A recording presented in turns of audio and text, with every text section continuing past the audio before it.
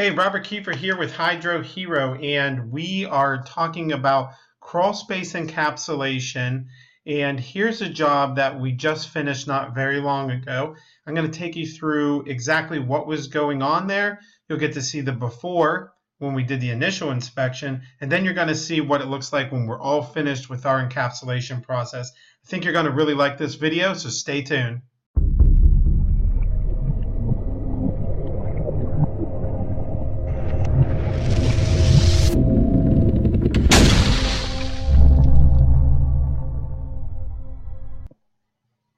Okay, so here we are in this crawl space, well, on the outside of the crawl space right now. And the first thing I want to point out is during the inspection, you can see that this is really at grade here. So because there's no actual well, all the water that comes off of these plants from the gutters and everything, when it rains, it's going right into the crawl space. And you can see how the soil is getting washed right underneath this door. So an access well really needs to be put there, and we'll cover that as we move along.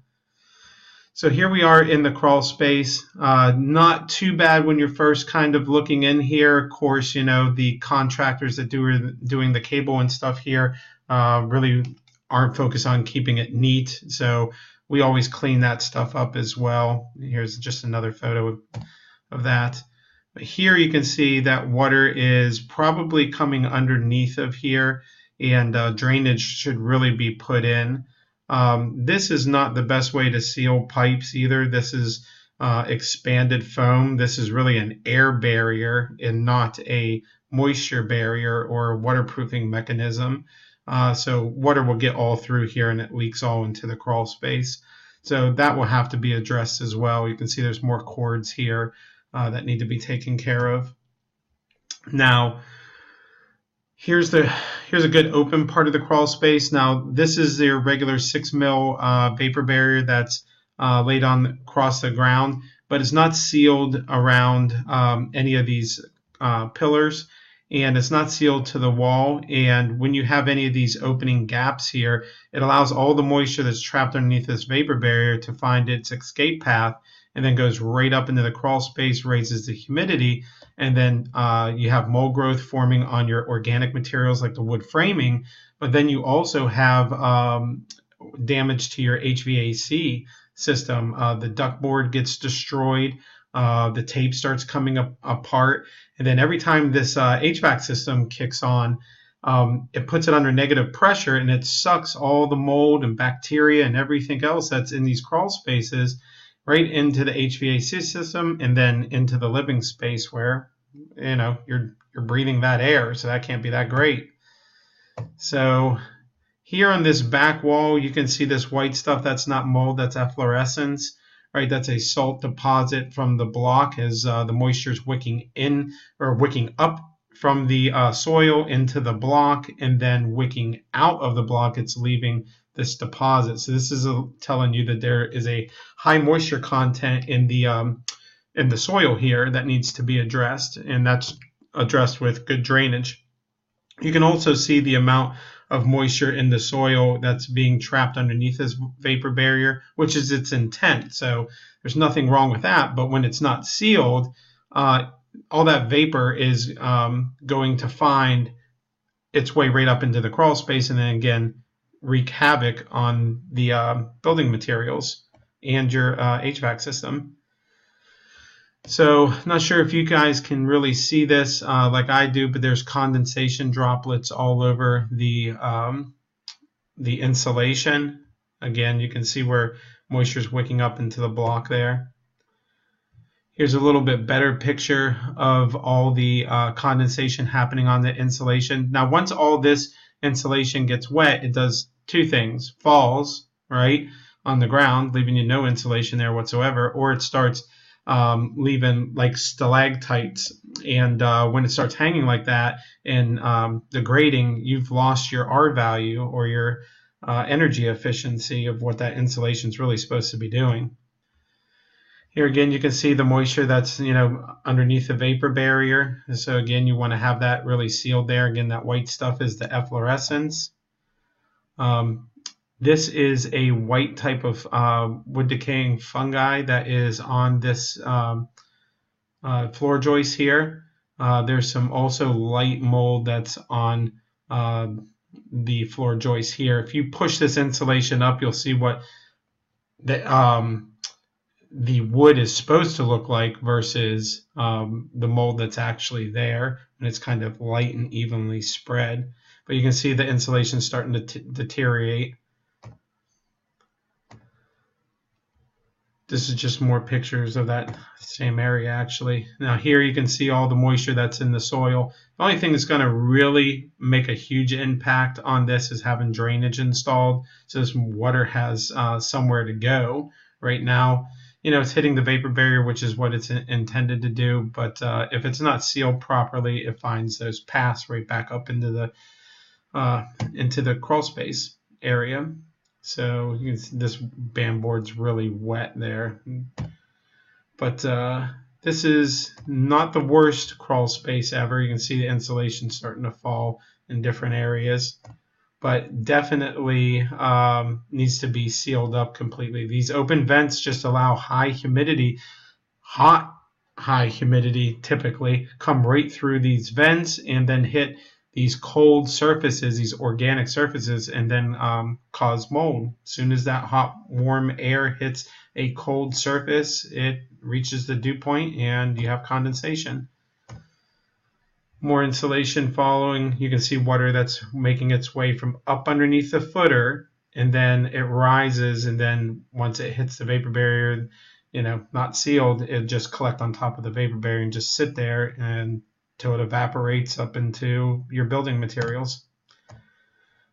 More water intrusion, another reason that, you know, drainage systems really being recommended to this customer.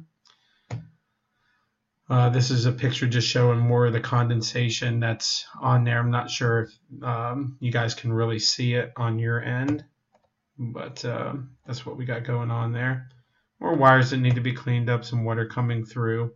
You can see mold starting to form on the pipes and everything too. And it doesn't really grow on the pipes, but it grows on the organic matter like the dust and everything that collects on the pipes. So those all have to be cleaned up. These little penetrations, if they're not sealed up, this is another pathway for mold and bacteria and viruses to go from your crawl space up into the living space.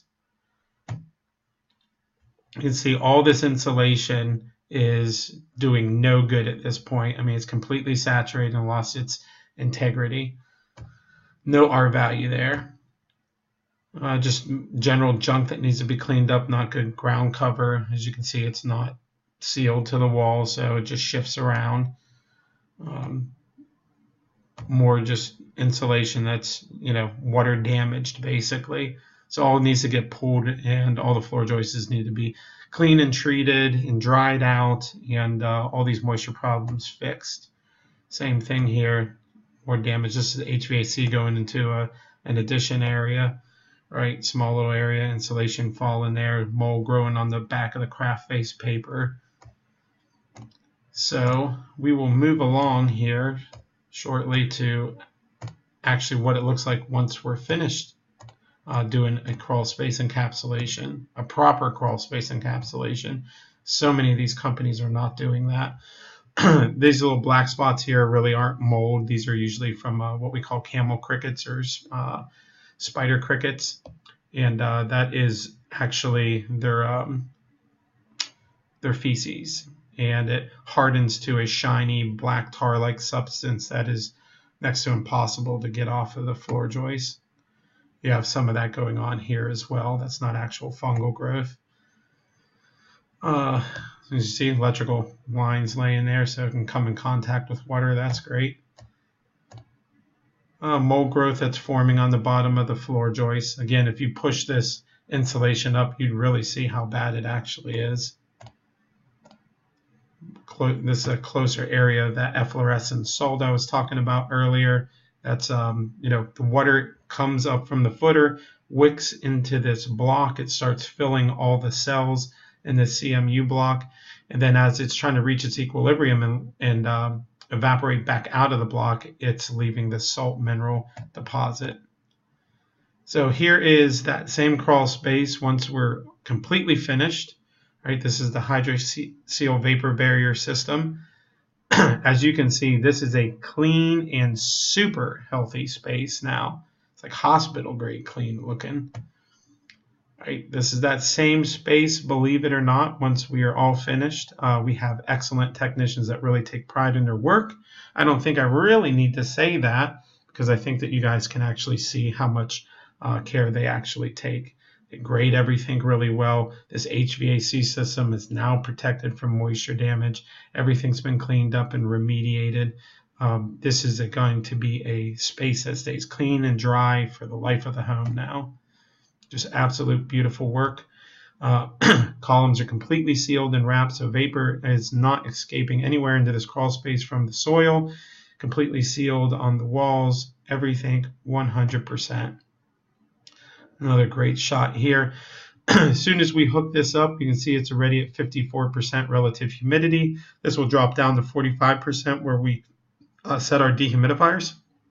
And we take all the hot, dry air that's coming out of the dehumidifier, we put it in a non-insulated duct, and we drop that at the opposite end of the crawl space because the dehumidifier sensor is right here in the control panel, and it'll sample the air right around the dehumidifier. So if this isn't on there, the quickest area that's going to be dehumidified is right around the dehumidifier. So you'll get a false positive where you can have areas on the other side of the crawl space that haven't been dehumidified yet, but then the dehumidifier isn't running as long as it needs to dehumidify the entire crawl space. So that's why we always take it and dump the dry air at the opposite end and allow the moist air to get all the way back to the dehumidifier, and you don't have any short cycling time. We've had these condensate pans specially made for our setup, and we have one of our self-cleaning condensate pumps here. So once the moisture gets pulled in through this inlet and it's recondensed on the coils, turns it from a vapor back into a liquid, takes it out here, puts it into the condensate pump. Once the condensate pump switch is activated, the water comes up this line all the way out into a sub pump or directly into daylight for us. Again, just great setup. This April Air 1850. If you guys need a really good crawl space dehumidifier, give us a call. We can get one of these installed for you, and a 5-year warranty, bumper to bumper. Anything goes wrong, we'll replace it, and your warranty starts all over again from the date of install, not the date of manufacturing like some of the other companies. And these April Air things are a beast. They just do a tremendously good job. Beautiful setup by our guys. This is a moisture sensor that we have on here, and this is a actual leak detector sensor along the entire rope of this cord. And what we do is, you can't put one of these all over the crawl space. It's just going to cost the customer too much and not be efficient. The number one spot that's going to leak is going to be a faulty condensate pump. So we have the pan here, so if that leaks, it's going to hit this and it's going to hit this line, and we're going to get an immediate notification that there's a leak in there that hit the condensate pump, and the water won't spread all the way out by the time we get there. It'll all be contained to here, so it doesn't ruin the encapsulation or anything, and we can get that condensate pump quickly changed out. Just another beautiful shot here. Again, you know how we duct that hot, dry air over to the other side of the crawl space to balance out the drying system. Beautiful work once again. Always have a nice little doormat for when contractors or anybody comes in there. Make sure that they hopefully take their shoes off when they're going through here and keep everything nice and clean. So here we are. Beautiful work. Everything looking really, really good. Guys just doing an absolute phenomenal job. Smooth like an ice skating rink. All the vents nicely sealed, air sealed. Everything looking 100%. Beautiful work. Again, just can't say enough about the quality work our guys do. I mean, just everything, the way that they've split this ducting off, so we're dropping that hot, dry air over into that addition that I showed you earlier, really making sure that we're maximizing that dehumidifier properly. So just look at the work. This is good, high quality work.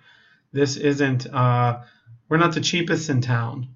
We're great at what we do, absolutely phenomenal. We do the job right. We don't try to cut any corners. As you can see, so many other companies think that they can do really good crawl space encapsulation, but if you saw the pictures of their work and they're not showing it, it is just god awful, god awful. Luckily, our guys are taking a lot of pride in showing the company's quality here. So here we go, just more great pictures of our work. And here's that access well that we put on there. We also have a lid for that too. There's a drain underneath here going to the drain system inside, but this is one of our galvanized ones. But just go back and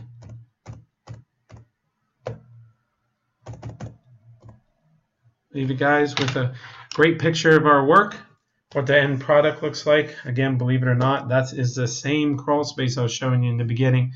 So if you guys need crawl space encapsulation anywhere here in the Charleston area, anywhere in Delaware or Maryland, give Hydro Hero a call. We'd be more than happy to get you all squared away, do the job right the first time so you're not wasting a bunch of money. And thank you guys so much for everything. Stay tuned for more of these before and after and educational videos on crawl space encapsulation, moisture control, mold remediation, and water damage restoration. Thanks so much. Guys, have a great day.